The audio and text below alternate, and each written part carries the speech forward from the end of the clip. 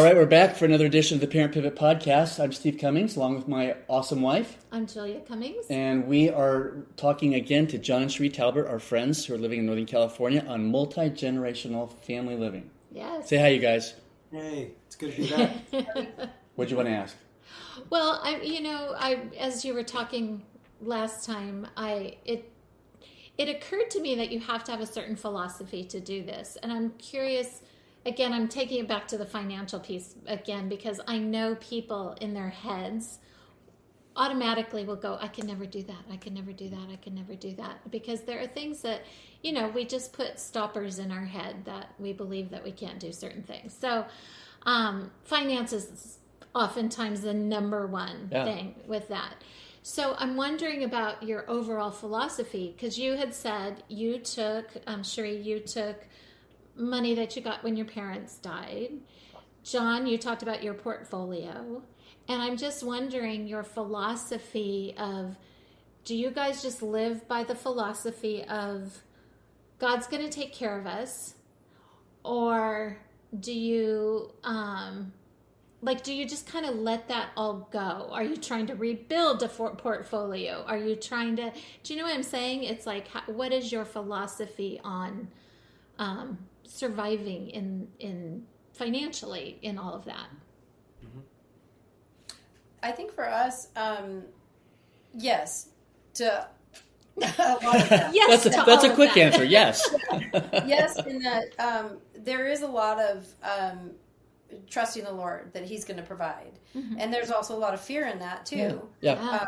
But I also think that we also believe that we need to be good stewards with what we have. Yeah. Right. And we're not. I don't believe that we're lavish in any way. Yeah. And pretty frugal in many ways, but the generosity piece for us, like when it comes to food, I'm like, there's always a buffet, but yet, when it comes to something else, I don't shop Nordstrom or I don't shop, high-end areas. But the other piece to that too is that, when Jon and I got married, I was 19 and he was 22. Yeah. I wasn't working and he was a swim instructor at a racquetball club. Yeah. And I mean, we were pinching pennies and relied on help from our parents for a good couple of years into our young little marriage until we could get our feet on the ground and figure it out. And also had other people, who helped Jon get into a better job situation that just paved the way. Right.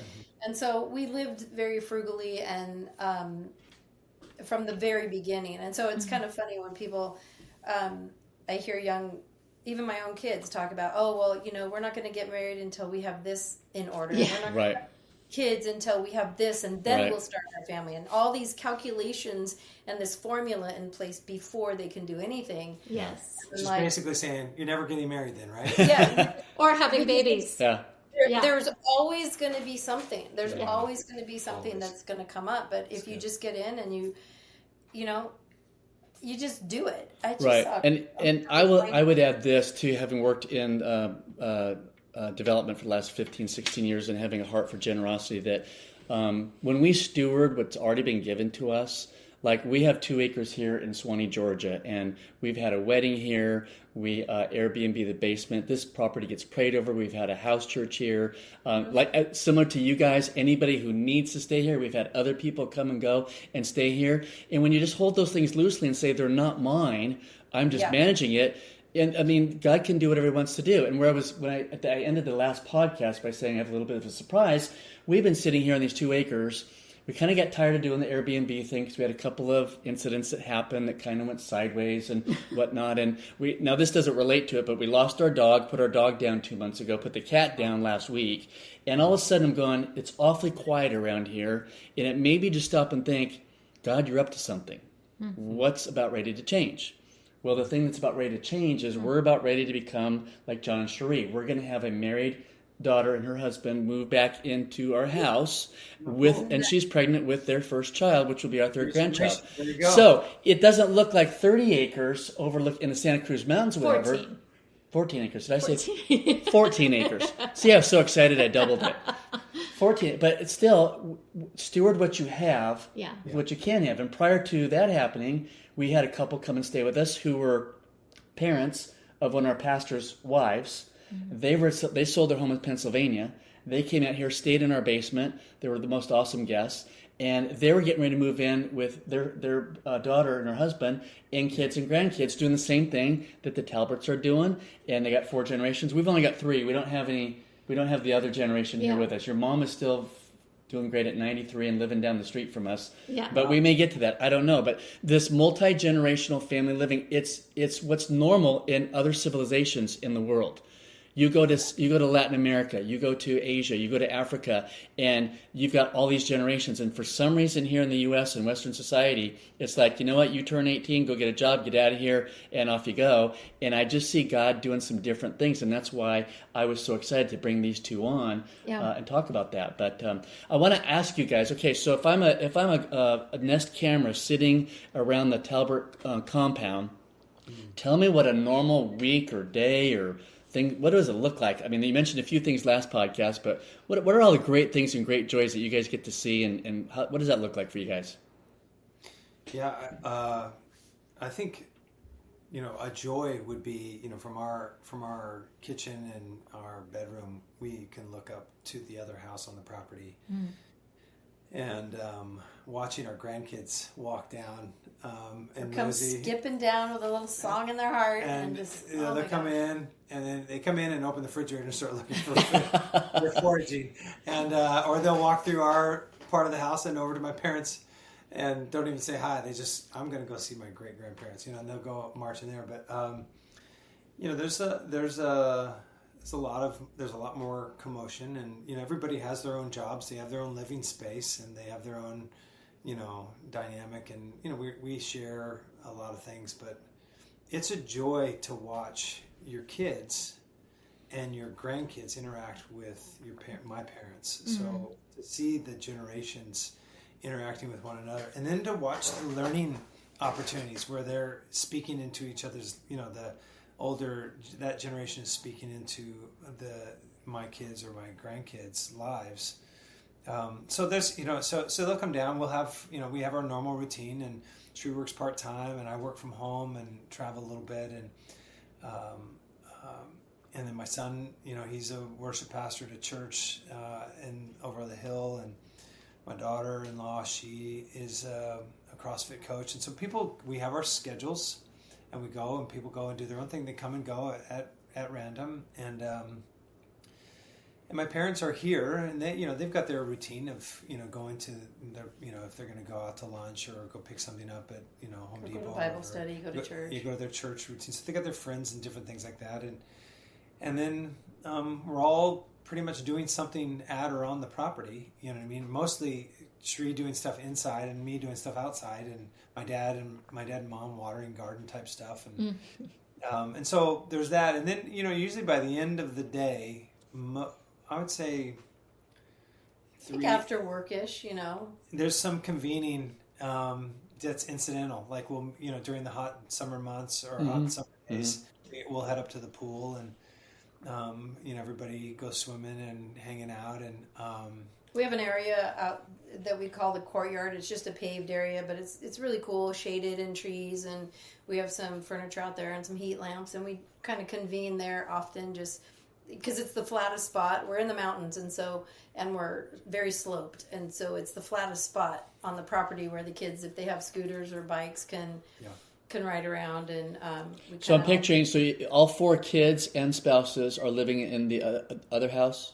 No, so when the other house, our daughter lived up there for a period of time, and then well, there's an apartment, a 2-bedroom apartment above a tandem 4-car garage. Okay. And Sam and Natalie and their 2 children live up in that. Gotcha. And then there's a bonus room down below in the garage that has been rotated through with other kids. But we currently only have Sam and Natalie and their 2 children out of our children on the property. So Gotcha. Kat, our daughter Kat, and her significant other Ben, who just had our number 8 grandchild, moved probably about 8 minutes away from our house, And so they live down the road, and our other daughter lives on a 40-acre parcel Okay. up the road Gotcha. with another multi-generational family. And so But coming here shortly, our oldest daughter and her 4 kids are going to be coming to the property. They're going to be in the bonus room again. So Wow. the whole new dynamic for us. It's going to when we talk about multi-generational living, you know, we talk about the fun of it and gathering, and I feel really blessed that they do have their own separate apartment. It's like it's quite a distance. It's not even like a next door neighbor. It's a good distance. We can see them, but you know, it's you know, call them or holler. It's not like a close neighbor. It's not like right next door. It's not like right next door. Up the road. And then so we really feel like I feel like we have our own separate living spaces, because even Sam and Janice have theirs behind a closed door. My parents. And then when we gather, you know, they'll come in and they'll help themselves. They'll do their own breakfast and lunch, and then we gather. Usually, for sure, the 4 of us here, Jon and his parents, and he and I for dinner. And I do our dinner meal primarily, and the grandkids do come down for second breakfast. They do. And They've affectionately named it second they're breakfast. like, "I'm here. What are you here for? I'm here for second breakfast. Did you eat already? I did." And they're like, "Second breakfast? Why is that a problem? What, you know, like, of course. Well, of course." Yeah. So I feel like we have enough space that it doesn't feel like we're on top of each other. Yeah.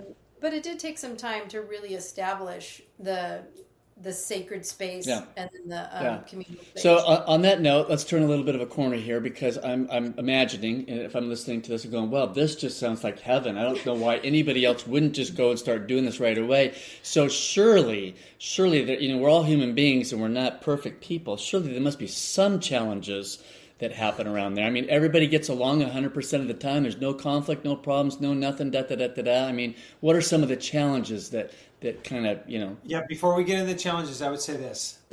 So far, none of the challenges have superseded the high value of being together. Absolutely. So It's just they're real for sure. Yeah. You know, my parents are in their 80s. High 80s, like Yeah, that's where mine are. 87 and almost 89. Yeah, so sometimes your parents get set in a certain way of doing things. Yep. And you could, you know, clearly align parking spots and they don't park in them. But that sets, it's not just because we want you to park there. Right. It has a cascading effect of, you know, other cars moving around or people, you know, or, you know, whatever else. And so there's things like that. And I'm sure the things that we do where we're like, hey, it's like when you first get married and you're like, well, you squeeze the toothpaste tube from the back and I squeeze it from the middle, you know, and you figure out those little nuanced things. Yeah. Neither is wrong, but No. everybody has their own preference, right? And it's the same. It's when you have one kitchen, you're going to discover those things about Cherie has a preference and other people have preferences, and you discover them really fast. Yeah. Soaking dishes. We don't soak dishes. We just rinse them and put them in the dishwasher. So you're like, okay, who's going to do what? And it was a challenge because, you know, we share, Janice and I, we share the kitchen. And I didn't want her to feel like, oh, it's Cherie's kitchen.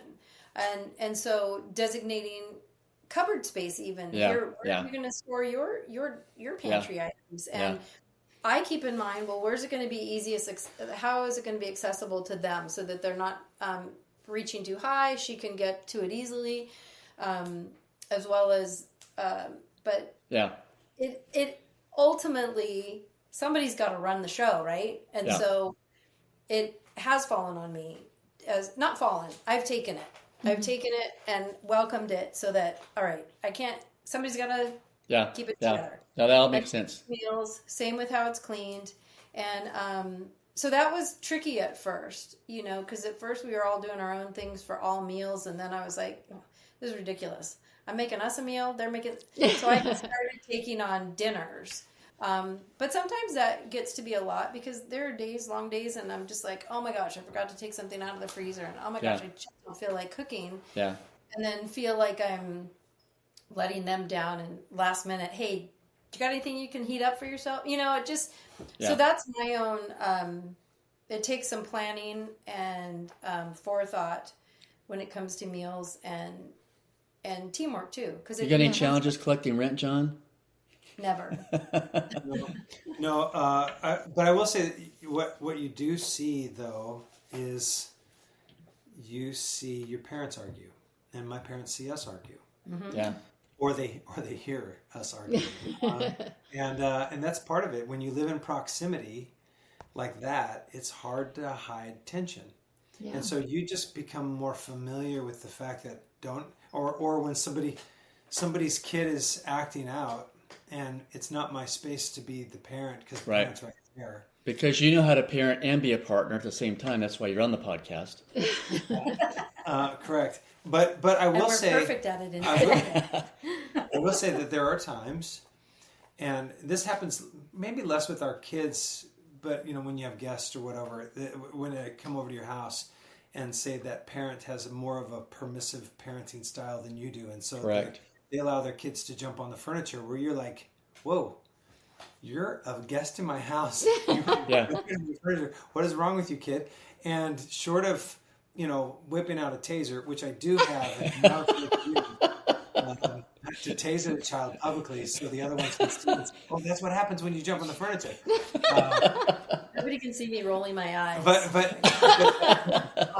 the idea of when somebody breaks a boundary, the person in charge is there to respond to that, and they do it, and then you just let them do it, and you're like, okay, and you want to reinforce that. But if they don't do it, how do we say it? And Cherie's great at this. How do we say it in such a way that says that instills the boundary of our house? Because you're in our house, and you're jumping on my furniture, and your parents are right there, and they don't care. Right. And so what do we say that enforces a boundary that says, hey, you know what? And Cherie will say, listen, at Papa and Cece's house, we go by Papa and Cece. At Papa and Cece's house, we don't jump on the furniture. And you may jump on the furniture at your house, but we don't do that at our house. And she does it in like this, very loving, gracious, really sweet voice. Grandma voice. Like, look, you little monster, here's how it's going to be. So, but that's the difference between us. But there's an aspect of. It took us a good long time to get past to figure it out, because there were tension things, and like you said, a lot of preferences that I especially had, and I'm like, we're in a communal space that if we're all sharing stuff, like for instance the kitchen, when I've cleaned the kitchen and I go off to work, and when I come home, the last thing I want to see is that somebody's left a mess behind, because it says, oh, somebody's going to do that for me. They may not say that, and it may not be accurate, but that's what I feel. Yeah. I feel like, oh, you're just, Cinderella lives here, and these are just going to get done for you. Hey, let me ask this. You mentioned about a guest coming over jumping on the furniture.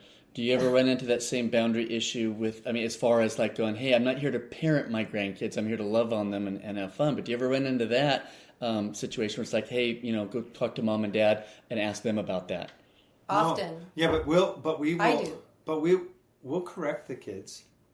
If they're in our house and they're jumping on our furniture. Oh, yeah. But there's a lot of what comes up often here is because we are the central hub. Right.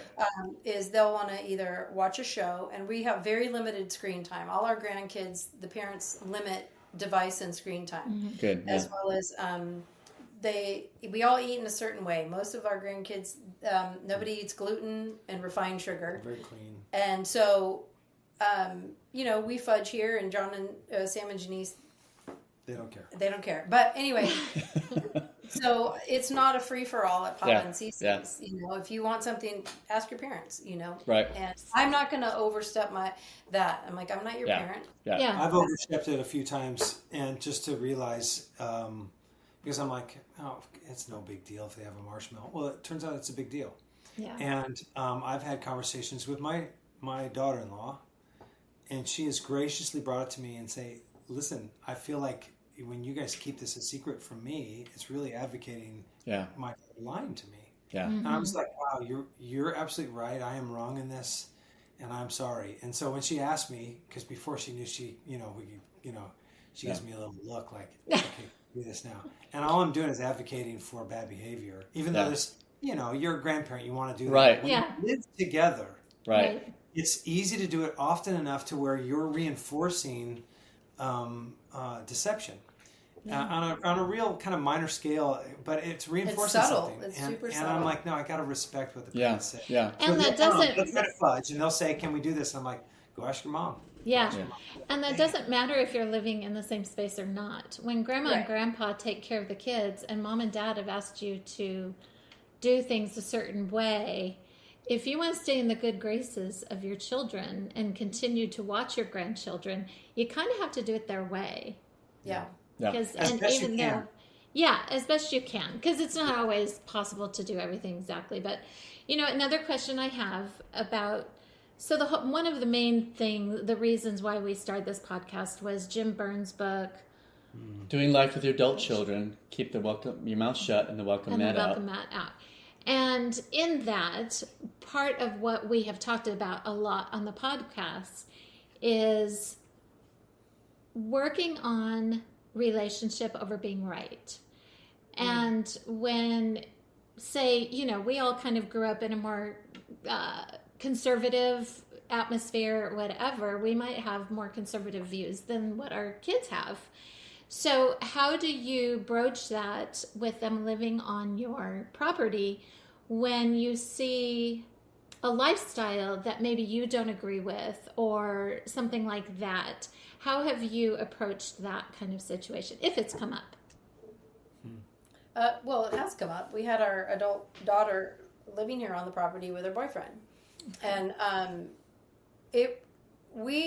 don't know, I guess over the years, and maybe because of our own situation, I don't feel in a place to judge. And the relationship is always way more important in my mind than the behavior. If it's, and it's a preference. I think it's not that it's wrong. It's just contrary to what we would have thought. Yeah. But they're beautiful people, and I'm like, when you think about what are you going to pick your battles with your kids, and what hill are you going to die on, and is fighting this battle worth severing a relationship, Right. Or does fighting it make it actually worse? Yes. And, Yes. and those are the things that it's like, you're always going to disagree, and they're adult people. Yeah. Adult people, and we're not going to always be aligned, but it's can we agree on the majors? And probably, and on these, I was there. They weren't deal breakers for me. And I think too, it keeps them in proximity for the sake of influence. Yes. That's more Yes. subtle and covert rather than. Yeah. And I'd rather disagree with whatever's happening, but not be so adamant about it that they can't live there. If they can still live there, I can still have I can still speak into things when the right time is there, rather than because you have a relationship. You're not separated by distance, and not having that because you're there every day and all the time. You've got trust naturally built in, and they see how much you're loving the kids, and they're more open to wanting to hear those things. But you're right. You have to wait for those opportunities, and you have to pick and choose your battles and you're not considered just the distant, judgmental parents. Yeah, there's a scene in The Office where Angela talks about holding a grudge, and she says, "I've held a grudge against my sister I've held a grudge against my sister. I haven't talked to her for 2 years." And she goes, "And I don't even remember what it's about." And she walked off all proud, I'm like, what? Like that. You have just separated and severed relationship for the sake of what again? Right. And I would rather stay in the connection point to be influential at the right time. That's great. Preach it, because that's what we're saying all the time. We're just choose relationship over being right. Yeah. Get to know that other person that, like in your case, the boyfriend that she's living with. Get to know him, love him, and you then have the opportunity to speak into them, and that's key. I love that. Yeah. So during my time, like I had said, through some recovery, I did a lot of therapy. And there were many things I learned, but there were one thing that I came away with that sticks with me all the time is that, because I in my little righteousness think, well, this person, and look what they did, and be asked, it's like, is that wrong? And so I step back often and say, things that I don't like, is that wrong? Mm-hmm. And really it isn't wrong. It's just not my preference. Yeah. Right. And that helps me right size often when I am looking in judgment about, what I think and how I think things should be and the right way to do things. Right. I always often question, is it right, Cherie? Or, is it really wrong or just not what you prefer? I think the key, what you just said, is right size. Yeah. When you right size something, you have to pause and then go back and go, am I reacting? Because I have a lot of preferences I've discovered through all this, and a lot Yeah. of things that I want to be certain ways. Sure. Down to, hey, if you're bringing your dirty dishes into the kitchen, can you please put them on the left side and keep the right side open? I mean, it might sound super petty, but I have my preferences and my reasons behind it. And when it's not done, I sometimes lose my mind. And so I'm like, why is this so hard? And yet, again, it's like choosing your battles. And I'm like, I still go back to the fundamentals that nope, this is still the right thing. Being together is the right choice. And can I die to what side the dishes get set on? Yeah. And That's and then- funny because, Cherie, that's my preference too. It drives me crazy when people put things in both sides, or at Yes. least put the plates in one side and just the silverware in the other, or something. Just that. Well, you have to have one side functional, right? Yes, you But they're need both order. You've got to have order. Steve and I got the message. We hear you. We hear you. Loud and clear. Yeah. Baby. But, and then the other thing is, because of what I've been through, I'm like, who am I to sit in judgment of what other people do and their preferences and their ways? And, I just... And everybody I has always their have to- own redemption story. Everybody has their own relationship with the Lord. We're individuals. We're not a collective tribe. Part of what's wrong with the world right now is tribalism, and everybody sticking with their tribe and nobody listening to anyone else. And that can happen within the context of a family just as well. And so I love that. That's great. But it's weird. The word tribalism has been co-opted as a bad thing, and I actually feel like our family has become more of a tribe that In a has, positive way. Yes. has an interdependence upon one another, and the bonds that we feel. Again, when we started this podcast, that the negatives never, the positive far outweigh anything negative that could happen. And in fact, And it's tricky and it's messy and complicated, but my dad broke his leg here on the property. He was involved in a car accident and a tripping accident, and so my dad's got 9 lives. He's injured himself so much, and so we kicked into high gear. Yeah. And then my daughter just went through 41 hours of hard labor to have our 8th grandkid, and we kicked into high gear. Yeah. And there's this mutuality of love and respect, and then watching support is just watching on the another grandkids. My grandkids don't know.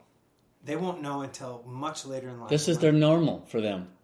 That this is normal for them, and they'll find out that they've lived on a property with 4 generations, and they don't have anybody that they know. They can't name one other person that has that. Yeah. And so for them to weigh into the advantages. So you guys doing this with 3? Yeah. That is uncommon. Yeah. And you know what? We had a family Zoom call on Sunday just to talk about Christmas, because you got 3 families on the West Coast, 1 here. Now we've got a pregnancy that's going to happen at the end of January. It costs a lot to move the family across country for these events and things like that. And a pregnancy that's and another pregnancy that's coming in April and stuff. So that just throws all these dynamics, and we're on 2 sides of the country, and there was some disappointment and sadness in there. But at the same time, I went back to our daughter, who was wanting everybody to be out here for the birth of their first child. I said, you know what? This family has already proven that we will move heaven and earth to get together. For Campbell and Ashley's wedding during the pandemic, they were the first of the 3 within 5 months of each other. Jack and Liz were in Mijas, Spain during the pandemic, and they're going through airports that are morgues because there's nobody there, and they're going through Miami. They're getting all the way to California. Why? Because we're going to gather for Cam and Ash's wedding. So I let Jamie know, hey, you know what? Let's just take care of Christmas right now. We will do the same thing the Talberts do. We're going to make it happen. Something happens, life throws you a monkey wrench, and you deal with it. Broken leg, this, that, the other. Yeah. You deal. This is what family does. And where I feel the most joy and comfort, and I'm sure you guys do too. My kids are watching this. If I were to die tomorrow, they know what to do. Yeah. They know what to do. I don't have to worry about it. I wanted to mention one more thing before we close this podcast. And back in April, we had the chance to take Jamie Lynn and Taylor to a baseball game down in Savannah.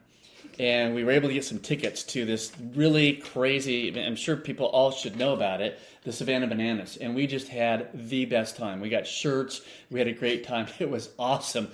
And then a little while ago, I'm sitting there on LinkedIn, and I'm looking at Jon Talbert's feed. And not only did they get to see the Savannah Bananas, but he hosted both them and the party animals on their property for a big giant barbecue. That was so cool.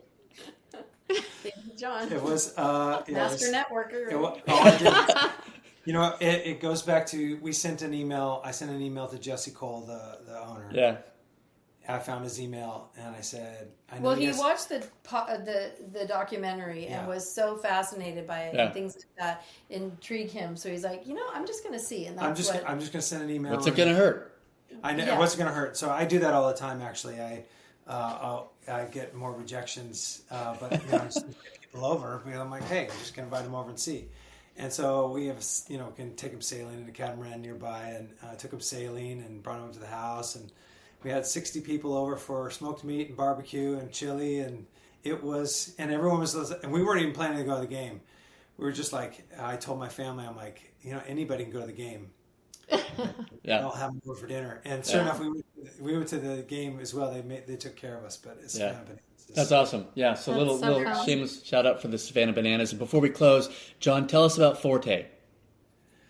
Oh, Forte is if you're a business owner, or you work in HR, or you're a company executive, that you recognize that each company has benefits that they offer their employees. And Forte is a wellness benefit that provides content and connections for every employee on your staff. Unlimited connections and content that walks through life's journey, whether it's anxiety, fear, presenteeism, different things that people are going through. We're able to walk and journey alongside them. That's awesome. Getforte.com for more information. Nice. Yeah, that's awesome. Getforte.com. We're also going to put it in the podcast notes down below. So if you're listening to this, just look down there. There'll be a link to the website and stuff. But awesome ministry in the work environment. Love that. You guys, it's been a blessing to us to have you on the Parent Pivot podcast to talk about multi-generational family living and what that is. I'm excited to get started with what we're going to do. And that'll be great. I love hearing all the stories of what is going on in the Talbert compound down over there and different ways you're doing stuff. And so it's been a joy having you guys on. Yeah, thanks, you guys. It's been so fun to catch up and see your faces. And really have. Thank you for the invitation, and excited to hear how things go for your family as you move them all together. That'll be a fun adventure to learn together. Well, if everyone goes, come see us. Yeah, come see us. Hey, if you invite, we will. Yeah, we'll be there. The invitation's open. That's awesome. All right, everybody, thanks for listening to the Parent Pivot podcast. We will see you next time.